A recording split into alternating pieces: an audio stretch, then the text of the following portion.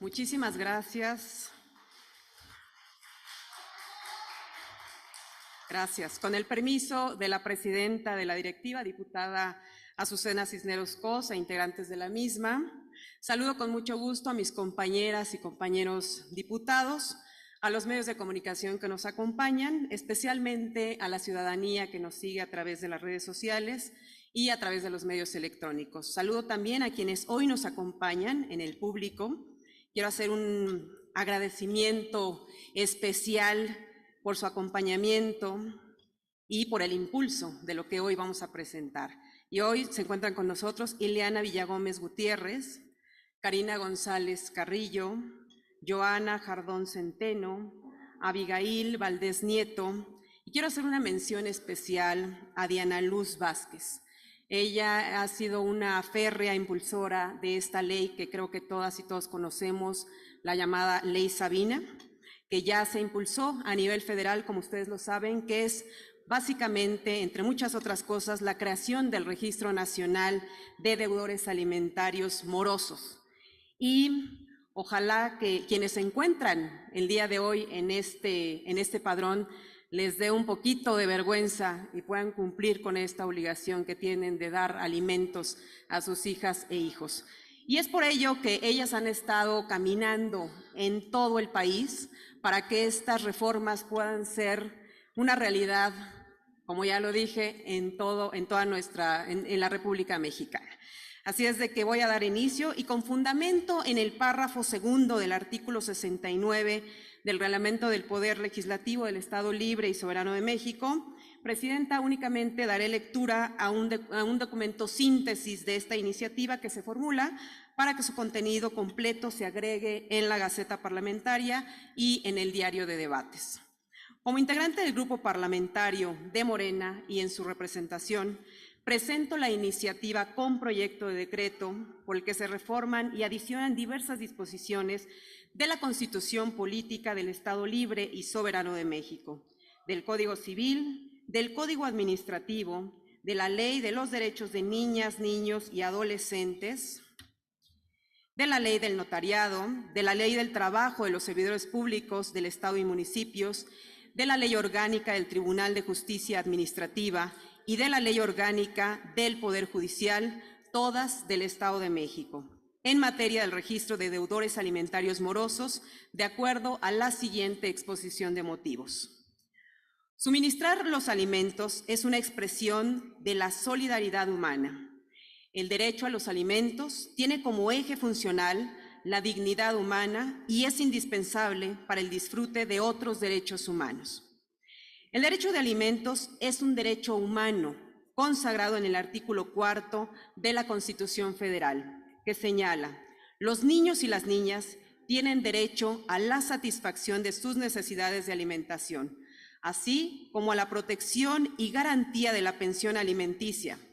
que pretende tutelar el principio de solidaridad familiar, así como el principio del interés superior de la niñez. La obligación alimentaria tiene su origen en el estado de necesidad en que se encuentran determinadas personas, a las que la ley les reconoce la imposibilidad para procurarse los medios para la subsistencia y su desarrollo humano. El obligado a proporcionar alimentos cumple su obligación asignando una pensión al acreedor alimentista. En caso de conflicto, corresponde a la o el juez determinar la pensión y la manera de administrar los alimentos, según las circunstancias. En ese sentido, de acuerdo al tercer informe del presidente del Tribunal Superior de Justicia del Estado de México, entre los asuntos que se tramitan con mayor frecuencia se encuentran los juicios de pensión alimenticia. De enero a diciembre del año 2022, se tramitaron 12,362 juicios. El incumplimiento de obligaciones alimentarias es un delito asociado a la violencia de género. De acuerdo con datos del Instituto Nacional de Estadística y Geografía, de cada 10 divorcios, 7 padres no cumplen con la obligación de dar pensión alimenticia. Según datos de la Comisión Nacional de los Derechos Humanos, 3 de cada 4 hijas e hijos de padres separados no reciben pensión alimenticia.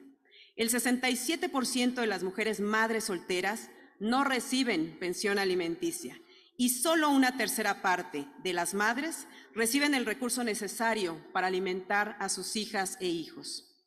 Por otra parte, durante el periodo de marzo de 2022 a marzo de 2023, la Fiscalía General de Justicia del Estado de México recibió 2.965 denuncias por incumplimiento de obligaciones alimentarias, que representa una variación superior del 9.25% en relación al año anterior. Esta legislatura, con el propósito de hacer cesar el actuar indebido de la persona deudora alimentaria morosa, combatiendo el incumplimiento prolongado en el tiempo por parte de la persona deudora alimentaria, introdujo en el Código Civil del Estado de México el registro de deudores alimentarios morosos mediante el decreto 325, publicado en el periódico oficial Gaceta del Gobierno el 14 de noviembre de 2014. El registro de deudores alimentarios morosos actualmente puede ser catalogado como un mecanismo de presión social y civil para responsabilizar a los deudores alimentarios que incumplan con sus obligaciones. Es decir, para que las personas obligadas al pago de alimentos no persistan en el incumplimiento de su pago, por lo que constituye una herramienta de protección para salvaguardar los intereses de la familia en materia de alimentos y fomentar una cultura de legalidad en la materia y de solidaridad familiar. Conforme a la información reportada por el director general del Registro Civil del Gobierno del Estado de México, desde su creación a la fecha han sido inscritas tan solo un total de 561 personas como deudores alimentarios morosos. De estas, 534 han sido hombres y 27 mujeres. Esto es, el 95% de los deudores alimentarios son hombres. Si bien el número de inscripciones se ha mantenido en ascenso, existe un bajo número de cancelaciones. De 561 inscripciones, solo han sido canceladas 11, 10 que corresponden a hombres y una de mujeres, que representa un índice del 1.9%. Lo anterior nos obliga a fortalecer el registro de deudores alimentarios morosos del Estado de México, para lograr que cada día más personas cumplan con sus deberes alimenticios, pues sin observancia acarrea graves consecuencias para los acreedores alimentarios, que en su mayoría son las mujeres, sus hijas e hijos, según se desprende de la información reportada. Es el caso que el 8 de mayo de 2023 fue publicado en el Diario Oficial de la Federación el decreto por el que se reforman y adicionan diversas disposiciones de la Ley General de los Derechos de Niñas, Niños y Adolescentes en materia de pensiones alimenticias, conocido como la Ley Sabina. La reciente reforma introdujo importantes avances en la materia, como los que enunciaré a continuación. La creación de un Registro Nacional de Obligaciones Alimentarias, con el objeto de concentrar la información de deudores y acreedores de obligaciones alimentarias. El establecimiento del deber de los tribunales superiores de justicia en las entidades federativas de suministrar, intercambiar, sistematizar, consultar, analizar y actualizar la información que se genere sobre el incumplimiento de las obligaciones alimentarias en el ámbito de sus competencias, utilizando los sistemas e instrumentos tecnológicos del Sistema Nacional DIF para que con ella integre el Registro Nacional de Obligaciones Alimentarias. La disposición de las autoridades de los 3 órdenes de gobierno de disponer lo necesario a fin de establecer como requisito la presentación del certificado de no inscripción en el Registro Nacional de Obligaciones Alimentarias para procedimientos y tramitaciones, como la obtención de licencias y permisos para conducir, de pasaporte o documento de identidad y viaje, para participar como candidato o candidata a cargos concejiles y de elección popular, así como participar en procesos de selección para asumir el cargo de juez o magistrado en el ámbito local y federal. En los trámites realizados ante notario público relativos a la compraventa de inmuebles y la constitución o transmisión de derechos reales, y para solicitudes de matrimonio, en donde el juez deberá ser del conocimiento de los contrayentes si alguno se encuentra en el registro y la situación que guarda respecto a sus obligaciones. Cabe señalar que de conformidad con el artículo 3º transitorio del decreto citado, se establece que los congresos locales y los tribunales superiores de justicia contarán con un plazo no mayor a 120 días hábiles a partir del inicio de la creación del Registro Nacional de Obligaciones Alimentarias, para armonizar el marco normativo correspondiente, en armonía con los lineamientos que establezca el Sistema Nacional DIF, conforme a lo que en él se establece. Además, el 3 de agosto de este año fue publicado el acuerdo por el que se expiden los lineamientos para regular el Registro Nacional de Obligaciones Alimentarias, a través del cual se establece la normativa mediante la cual se fija el formato, tiempo, modo y lugar para que las autoridades locales competentes cumplan con las obligaciones establecidas. Por ello, con la finalidad de armonizar la legislación de nuestra entidad, se formula el presente proyecto de decreto, por el que se reforman y adicionan diversas disposiciones de la Constitución, del Código Civil, del Código Administrativo, de la Ley de los Derechos de Niñas, Niños y Adolescentes, de la Ley del Notariado, de la Ley del Trabajo de los Servidores Públicos, de la Ley Orgánica del Tribunal de Justicia Administrativa y de la Ley Orgánica del Poder Judicial, todos del Estado de México, en materia de registro de deudores alimentarios morosos, para establecer lo siguiente.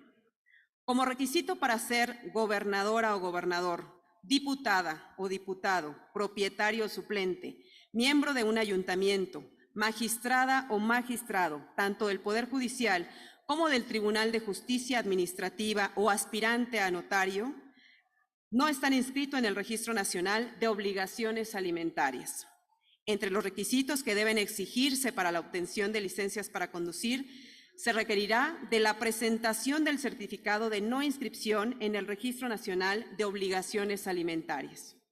La atribución del Tribunal Superior de Justicia para suministrar y actualizar la información al Registro Nacional de Obligaciones Alimentarias, así como del registro de deudores alimentarios morosos del Estado, para retirársela al Registro Civil. La información que deberá contener el registro de deudores alimentarios morosos, así como el certificado expedido por dicho registro. Que los derechos alimentarios comprenden esencialmente la satisfacción de las necesidades de sustento y supervivencia. Y en la especie, inciso A, la alimentación y nutrición, vestido, habitación, recreación, atención médica y psicológica preventiva integrada a la salud, asistencia médico-hospitalaria y, en su caso, los gastos de embarazo y parto.